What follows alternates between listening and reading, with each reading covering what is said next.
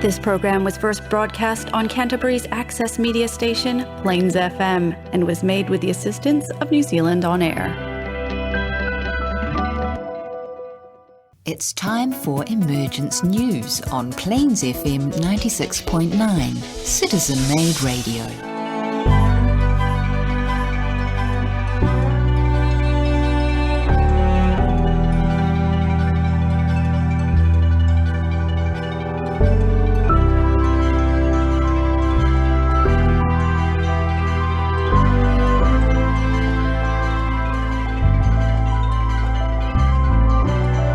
Hello and welcome to Emergence News. We're coming to you from Plains FM and we are a radio program about the emergence of the World Teacher. So I'm going to jump right into some background information, but before I do that, I will introduce myself. My name is John. We have Peter with us at the moment. Hello, Peter. Hello, John. How are you going there? Very good, thank you. And we also have Nigel with us. Hi, John. Great to be here. All right, so listen, background information on who we are, why we're here, and what is going on. So, all the great religions posit the idea of a further revelation to be given by a future teacher. Christians hope for the return of the Christ, and under the esoteric teachings, the Christ is a job, not necessarily a person, but certainly a role. The Buddhists look for the Maitreya Buddha, Muslims await the Imam Mahdi, Hindus reincarnation of Krishna, and Judaism the new Messiah. Esotericists know all of these different names for the same great being, the Lord Maitreya, the World Teacher, the head of our planet's spiritual hierarchy. He also has the mantle of the Christ for this age, and look for his imminent return now. Benjamin Creme, the oracle, the most recent oracle in a line of oracles, starting with Blavatsky, Alice A. Bailey and Benjamin Creme, tells us that in July 1977, Maitreya emerged from his centre in the Himalayas. The Himalayas must be a really cool place because all of these guys live there, don't they? They hang out up there, don't they? There must be some sort of club that we don't know about, Nigel. Well, it's pretty overpopulated if you think about Everest these days. Yeah. Oh, my goodness. So he's emerged from a centre like a thief in the night, which I think is a quote from the Bible, and he's lived in London as a seemingly ordinary man concerned with the modern problems, political, economic, social, spiritual, environmental. Since March of 78, he's been known as a spokesperson for the Pakistani Indian community in London. He's not a religious leader, but an educator in the broadest sense. And he's come to us now not to do, but to show. He's going to show us the way, but we have to pick up the shovels, I guess, Nigel, and do the work. But we have a great advisor and a great teacher. The interesting thing now is that Maitreya manifested himself 2,000 years ago in Palestine by overshadowing his disciple Jesus, now the master disciple. But this time Maitreya comes as himself. Now, esotericism claims to sit behind all of those major religious teachings, philosophies. So there is an element of glue in this story. And sometimes when we talk about it something old, something new, something borrowed, but I haven't found anything blue yet. But there is a common thread that will be very familiar to a lot of people when we talk about Maitreya. He doesn't come alone. He's the senior member of a group known in the East as the Masters of Wisdom. And as humanity's elder brothers, these enlightened men have inspired all the great human achievements age after age. Today, for the first time in 98,000 years, this is another staggering number. That's amazing, isn't it? 98,000 years. I was saying to someone recently that according to esotericism, humanity's been on the planet for 18.5 million years. And they went, yeah, okay. And then they went, what? 18.5 million years. So basically there's been civilizations come and go, Nigel, that we have no understanding knowledge of, right? And there's a process of evolution involved in there as well. Yeah. Believe it or not. Yeah. So, Peter, how many lifetimes do you think you've had in 18.5 million years? Well, I don't know, but it's amazing, isn't it? Because, I mean, Benjamin Creme says we've had hundreds of thousands of lifetimes. Yes. And I've just come across something actually in the Cosmic Fire by Alice Bailey, and they're talking about the 777 numbers of lifetimes before you get to a point of initiation. So I don't know where that starts and finishes. I honestly don't. When I was younger and when I thought these things were important, I sat down one day and kind of went, I think this is where I am on the bell curve, and I think before I get to the point where I no longer have to eat food to survive and I'm completely enlightened, I've got about another 13 lifetimes to go. Nigel, that could be 2,000 years. Well, we are slow learners. I'm a long way off perfection. Anyway, Maitreya's spiritual teaching. He comes to teach humanity the art of self-realisation. The first steps are honesty of mind, sincerity of spirit and detachment. Give those a go. We talk a lot about honesty of mind, sincerity of spirit and detachment. Great starting point if you want to make some nice small steps, changes in your life. Nigel? Oh, definitely. And as you said, we've covered those subjects, haven't we, Peter? Detachment is a common one on this program, and to learn how to detach yourself but still be involved in life, there's a real art involved in that. Yeah. Well, I mean, a lot of people, you talk about it and they think deeply about it and they say, well, yes, that is true. That is something I need to do. Yeah. I was talking to a colleague today and I said, you don't have to believe what you believe. And then I suddenly went, boy, that's a little bit of detachment there, Johnny. Maybe I'm getting it. It's potentially profound, John. Potentially profound. Anyway, Maitreya's social concerns are reflected in his list of priorities. And one of the nice things that he brings us is this idea is every human interaction is that of a spiritual nature. So when we think about supply of right food, adequate housing and shelter for all, healthcare and education as universal rights, all of these interactions have a spiritual basis. Maitreya will advocate that the number one priority after ending the starvation of millions is saving the environment. Maitreya's message can be summed up in a few words: share and save the world. And that's about where we are, because we can see polarities occurring all over the planet at the moment. So anyway, that's a brief introduction to what we're doing. We'll come back. I'm going to talk a little bit more about Benjamin Creme, who is the oracle for this slice of esotericism. Nigel, what have you got for us? Well, over the last 140 years, and very much you and Peter are going to cover that timeline deeply but briefly. Oh. But I'm going to, after that, I'm just going to take a quick look at some of the major themes that have come out of that period, such as a new teacher is coming, momentous news, the spiritual hierarchy, meditation, concepts that perhaps back when we were growing up in the 60s and 70s weren't exactly round the table conversation. Right, absolutely. Thank you. Peter, what are you going to come to us with?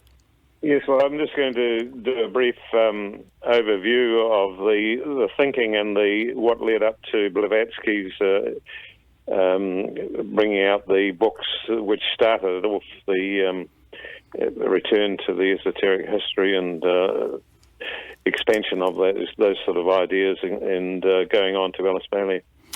Perfect. Thank you very much. We'll be back shortly.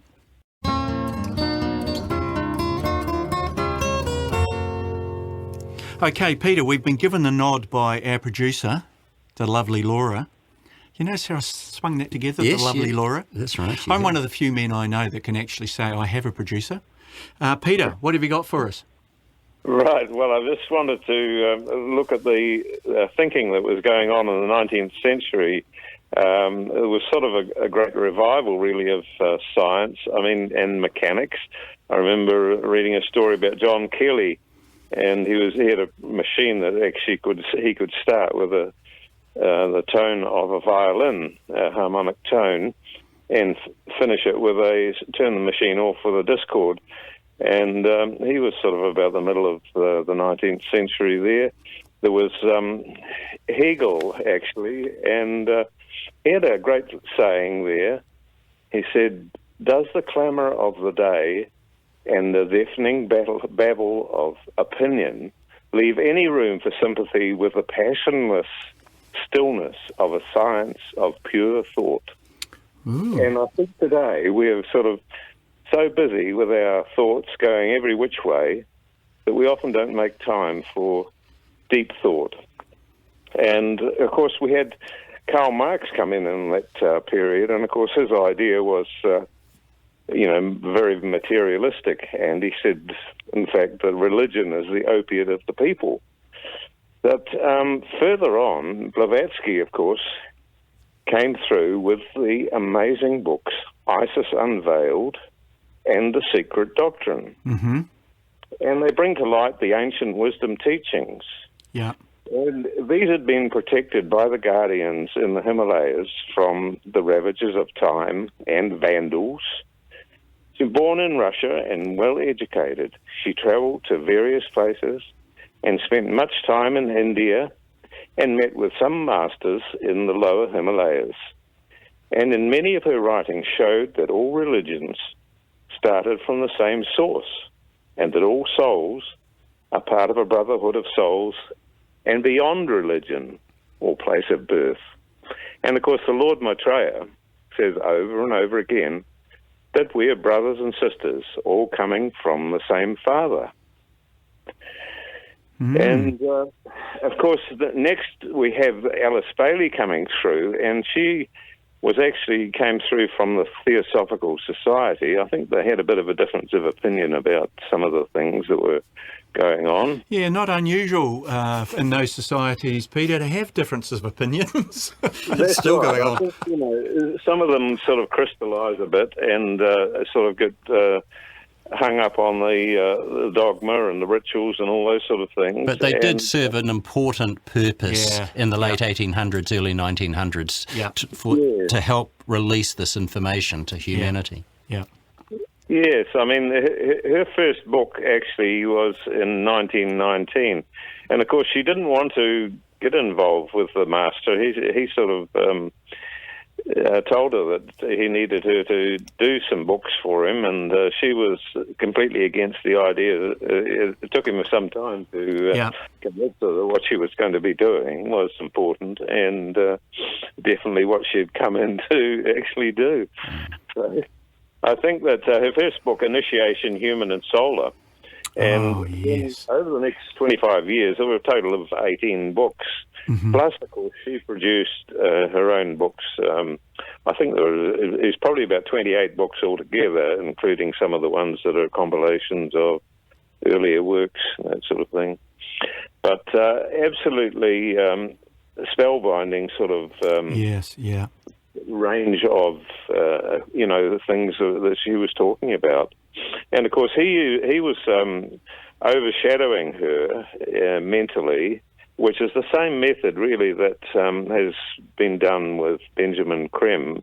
He was overshadowed by Maitreya, wasn't he, with 140 messages that he brought through. Yeah. And, if you listen to even one of them, you will realise that it comes from a high place indeed. Right, These are just not trivial messages at all. And they transcend time, don't they? They transcend the moment that they're given. We quote them often on this program, and some of them are back in the mid-'80s, late 80s. Yeah, that's right. They're over 40 years old, and they're more relevant now than they were back then. I know, it's amazing. It's amazing how topical they are, Peter. So you're right, they are words of wisdom that clearly enunciate the human condition. Yes. Well, I mean, so they all talk about actually the return of the masters and the teacher, and of course the last book that Bailey wrote was in 1949, and that's when the year she died, I think. But of course Maitreya decided to come through in 1945, was it? Yes, 45. Yeah. Yeah, I think he brought through the Great Invocation in 1947 or something like that. Anyway, but quite early, just after the Second World War, of course, and the theme of brotherhood is in this Alice Bailey book, Cosmic Fire, and I'll just read you a little bit out of that, just to give you an idea of of what it's about. They talk about the souls are identical with the oversoul, And he says this relationship between all souls and the oversoul constitutes the basis for the scientific belief in brotherhood. Brotherhood is a fact in nature, not an ideal. In other words, it's a basic thing, if you like. Yeah. And we see it as an ideal, of course, but it is actually... It's the template of life. Yes, it's sort of a scientific belief in brotherhood. It's a fact. So, there's a lot of this stuff. Of course, you look at Cosmic Fire, it's a large book, a weighty tome, as they say, about 1,300 pages. So it covers a lot of esoteric philosophy and that sort of thing. But basically, it's sort of a prelude to Benjamin Creme's work. Great. And the emergence of Maitreya himself. It's a lovely segue because I'm going to tick off Benjamin Creme a little bit later on in the program, Peter. So why don't we take a break and we'll come back and hear what Nigel's got to say. This is the Emergence News on Plains FM. For more information, go to shareinternational.org. Look, great to hear from Peter. Really got me thinking about some of the stuff he's talking about. I remember reading Peter, Initiation, Human and Solar. About 98% of it went over my head. But the title, Initiation, Human and Solar, they're related. Oh, no. I know, it's frightening. It's frightening. Our potential's frightening. But anyway, we're going to go to Nigel. Nigel, what have you got? Well, look, we've dedicated this program to the background story behind this program, Emergence News. And over the last 140 years, the cosmic and hierarchy energies and information, mind belt information that's been released to humanity have included or revealed some quite major themes, such as the news that a new world teacher is coming, and that's major. That's and as John has indicated earlier, that is not new news to many of the major religions. Right. But it's not something that globally we talk about much, and the media aren't really interested that there's a new world teacher for the next 2,500 years. So that's what this program's all about. We talk about this new teacher that's coming, Maitreya.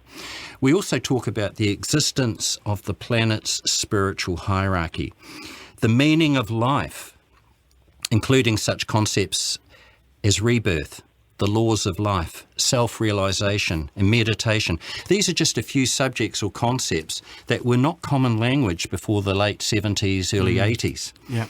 So, okay, Peter's already touched on the theosophical work. The theosophical works of Blavatsky, Leadbeater, Alice Bailey, and the Agni Yoga teachings. But, of course, there were some rather well-known and colourful swamis that travelled from the east to the west to further open our eyes, such as Yogananda, Maharishi, and Mahatma Gandhi. Now, these individuals and many more, such as Steiner and Krishnamurti, have established a real momentum. Yeah, great point, Nigel. That 140 years later continues to provide some answers if we lift the stone and have a good close look at what's underneath, why humanity now finds itself in such chaos. Now, in March 1983, an author called Benjamin Creme first published a book called Transmission, a meditation for the new age. At that time, it comprised 80 pages. Yeah. 23 years later, 5 editions later, it was published in 2003, containing more than twice that number of pages. So here in the West, meditation, which was once viewed as some strange mystical technique, has now become widely accepted as a useful, effective method to release stress and find some peace in this busy world, and even promote well-being and better health. So gone are the days when traditional prayer was the only form of quiet contemplation. There are now dozens of meditation techniques available for us to try out for ourselves. It's common knowledge, common language. People talk about meditation a lot. People talk about a vegetarian diet a lot.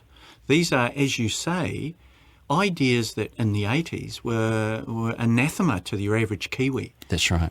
I remember when the word meditation was first mentioned to me at the age of 11 or 12. It was a brand new word. Yeah. You know, you talk about meditation now to the children, they've all heard of the concept. Yeah. It's even taught in some schools or encouraged. Yeah. Just sticking with Benjamin Creme for a moment, there was Good, another... because I'm going to come back to him. Yeah, that's right. He's your favourite subject, He is isn't my he? favourite subject. As well as the producer.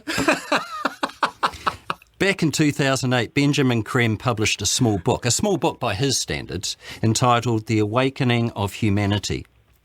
Here's a couple of interesting quotes that endorse what we've covered so far. Creme says, "Suddenly men and women will realise that their life till now was a shallow thing, lacking, for the majority, all that makes life dear, brotherhood and justice, creativity and love." He also says, and this is quite sobering, he also says, before long, men and women everywhere will engage themselves in the work of reconstruction and the rehabilitation of the world. Looking after the poor and hungry will take priority, and so will end forever the blasphemy in our midst. Millions will know for the first time the quiet happiness of satisfied need. That's a lovely use of words, isn't it? The quiet happiness of satisfied need. So no more will the dying forms of the starving grace the TV and high-tech screens of the affluent. No longer will men and women watch their brothers and sisters dying before their eyes. So will end a dark chapter in the history of humanity. Yeah. But just before I go, John, Yes. another but very obvious concept is the existence of the spiritual hierarchy. Now, this is a group of planet custodians who serve the plan of evolution of the human and subhuman kingdoms. And this subject, it's always been a personal favourite of mine because this information provides conclusive evidence that there is much science that has not yet been made available to humanity. Behind the scenes, these masters work on our behalf and through us to correctly use the energy that we refer to as knowledge. Our science and technology are the direct result of our ability today to manifest that energy that's been poured into us over many years. Think about it. 2,000 years ago, we could not do this. 2,000 years ago, humanity was in a very different place. We have actually progressed quite significantly. Yeah.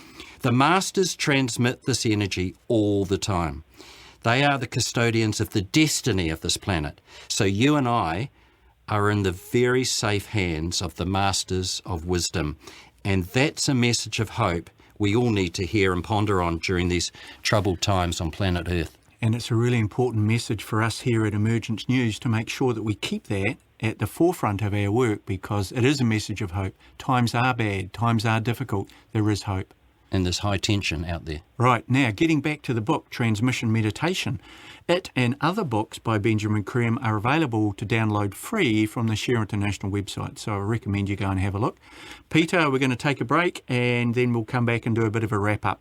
Thanks, Nigel.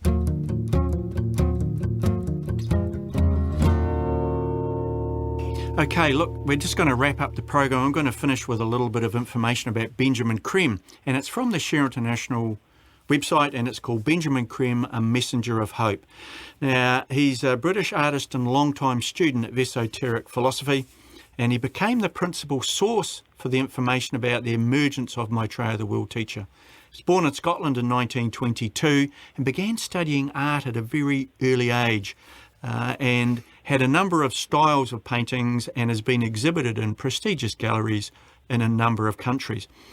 Throughout his early years, he studied various aspects of esoteric philosophy, in particular the teachings of Helena Blavatsky and the Theosophical Society, which Peter's touched on, more recently Alice A. Bailey. And so some observers have put Creme as the third oracle, Blavatsky, Bailey and Creme. Although these teachings led him to believe to the existence of the Masters of Wisdom, the custodians of the divine plan for this planet, as Nigel's pointed out, it came as a complete surprise to him when in 1959, that's 1959 people, an awful long time ago, he was contacted by one of the Masters. Told at the time, among other things, that Maitreya the World Teacher would return in about 20 years. So more than a decade later, in 1972, he began a period of arduous training under his master. And like Bailey, he was a reluctant starter. Yes. Wasn't he? Yep. Yeah, especially when the master said, now, it's all very well that, you're talking to 300 people in London about this work, this news. you need to go global here. And Benjamin Creme said, but I'm a painter. I'm a painter. I'm an author. Not a house painter. Well, I'm not a public picture painter. He had to become a public speaker overnight. Yes. So he started, 75, he started this lecturing by invitation throughout Europe, did his first tour in the States in 1980. 80s, he did lecture tours, Eastern Europe, Japan, Australia, New Zealand, Peter. New Zealand, what year did he come here to New Zealand? I think it must have been 79. 79. And I think I came back to New Zealand in 88, and I went to a meeting that you put on with Benjamin Creme. Must have been 89 or 90? Yes, it was the second time that he came. Yes. On at our restaurant at the time. Yeah. Yeah. Did he enjoy your cuisine, Peter? Well, no, we didn't actually have any food that night. We closed the restaurant for food service and devoted it to Benjamin Creme. So listen, Benjamin Creme's an interesting guy. I've had the pleasure of meeting him a number of times, and when you read this story, you expect a being of great stature and power. Actually, he's a really lovely man with a cheeky sense of humour and a degree of warmth that's actually really unusual and really pleasant to be around. But anyway, he started writing books. This is a guy that considers himself an artist. He's lecturing and writing books by now. Now, he toured the country and he started also the Share International magazine, which then there was the spin-off, the website arrived, a monthly magazine focused on economic, social and spiritual. So the magazine appears in more than 70 countries. Benjamin Creme received no payment for this work, made no claims about his own spiritual status, and did everything for free. His final words are, "My job," Creme says, "has been to make the initial approach to the public, to help create a climate of hope and expectancy. If I can do that, I'll be well pleased." And that, dear listeners, is the role of Emergence News and Nigel and Peter and myself. Thanks, guys. Good job. Thank you. Thank you. All this information can be found on the Share International website, www.share-international.org. And also don't forget the podcasts, which are available on the Plains FM website. We welcome your comments, questions and feedback. Please contact us at emergencenews@gmail.com.